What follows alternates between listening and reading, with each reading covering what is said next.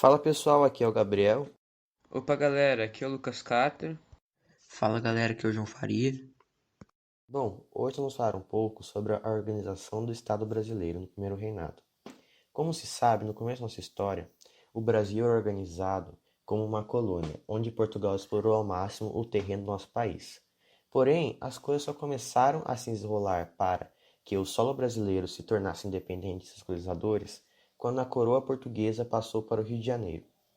Porém, esse processo só se concretizou no dia 7 de setembro de 1822, quando Dom Pedro I proclamou a independência.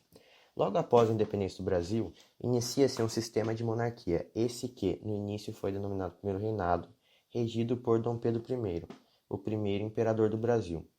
Esse período teve início em 1822 e teve fim em 1831. Logo em 1823, observou-se uma necessidade de criar uma Constituição. Para isso, houve uma eleição para a formação da Assembleia Constituinte, que seria encarregada de criar a Constituição, que começou a ser desenvolvida logo em 1823.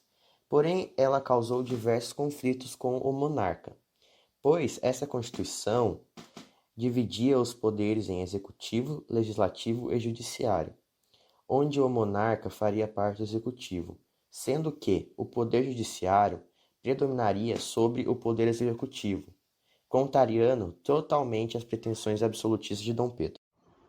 Vendo perder esse poder, o monarca cancelou a Assembleia Constituinte e criou o Conselho de Estado, que era formado por 10 pessoas de sua própria escolha.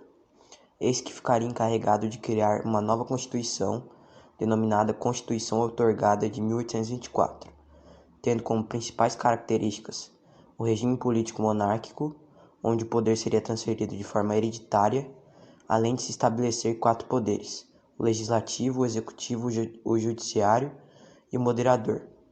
Esse último que era exercido pelo rei e predominava sobre todos os outros, fazendo com que Dom Pedro sempre estivesse acima de tudo. Houve também a admissão da Igreja Católica como religião oficial do Brasil. Como essa Carta Magna era muito conservadora e absolutista, houve ao decorrer dos anos várias revoltas contra a mesma. No entanto, elas não tiveram uma grande influência. Bom, logo em 1826, com a morte de Dom João VI, começam indícios do fim do governo de Dom Pedro I. Com a necessidade de alguém assumir o trono português, o imperador brasileiro era o herdeiro.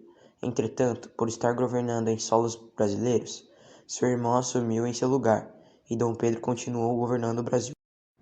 Dessa forma, ao decorrer dos anos, a população brasileira ficava cada vez mais insatisfeita com seu governo, decorrendo no surgimento de diversos críticos. Um deles era Líbero Badaró, um importante jornalista da época responsável por escrever diversas críticas a Dom Pedro I.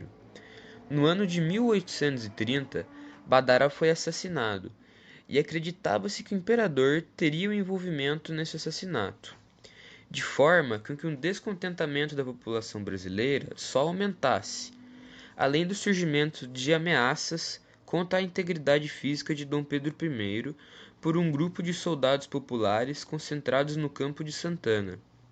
Então, com protestos contra o imperador e além da possibilidade de assumir o trono português, o monarca acaba abdicando no trono brasileiro no dia 7 de abril do ano de 1831 e vai para Portugal, assumindo assim a coroa portuguesa e deixando o seu filho de apenas 5 anos de idade no Brasil para que futuramente assumisse o trono, ocasionando assim o fim do primeiro reinado. Bom, galera, esse foi o nosso podcast.